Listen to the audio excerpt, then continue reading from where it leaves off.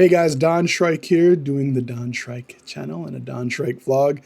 This is going to be vlog 15, but while it's the 15th vlog on the 3rd of October, on a Friday, it's definitely my most important and the core and the heart of this channel.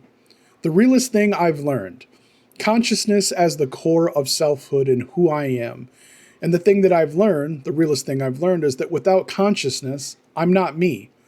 The brain is just an object, like a knee or a neck or a back. Consciousness is what makes experience possible. It's the reason you're able to do the things that you're able to do, just like I'm able to do the things I'm able to do. Have language that translates and transfers information and feelings and emotions through word, through sound. The brain isn't the whole story, though. People confuse the brain for self, but it's tissue. Consciousness, that is the part that sees, reflects, that's what matters. That's all that really matters as far as to us individually, our focuses. I think we do overrate intelligence, talking about IQs, emotional intelligence, and things of that nature. Intelligence is valuable, but we put it on a pedestal, in my opinion. Without clarity, even the smartest people self-destruct, and you hear about that, you see about that all the time. It doesn't matter what level of life that you may be observing, at least in my opinion, my experience. Consciousness helps it guide intelligence, and not the other way around. Of course, there's people that call it emotional intelligence, and that's not necessarily anything that's, at least in my opinion, better. And it's not necessarily something that'll save you, see? You can be emotionally intelligent, but still reactive, unconscious, and unaware, meaning you don't necessarily know why you do what you do. You just may be following a script or looking at things from a perspective that is canned or prescribed rather than it being something that's actually living. Consciousness isn't a feeling. It's, to me, awareness, presence, being rooted in reality. And some people may even argue what that reality is.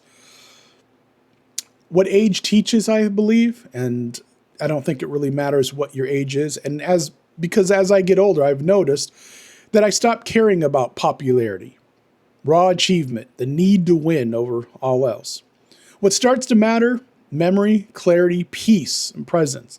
Being able to look at myself in the mirror and look at where I'm at and being comfortable. And that's not to the point where I sacrifice all else, but it's the appreciation of what is and what can also realistically be.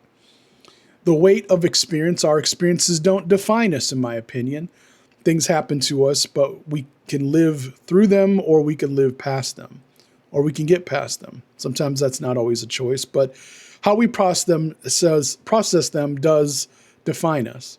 Consciousness is not how we stay awake to those moments, but it's how we decide to live from them. And for me, the final reflection, why consciousness wins over everything else, is that no matter what I've learned, it all comes back to this. If I lose my consciousness, I lose myself. I lose presence. That's why it's the realest thing that I've learned. And at this age, and like I said, it doesn't necessarily have to be an age thing.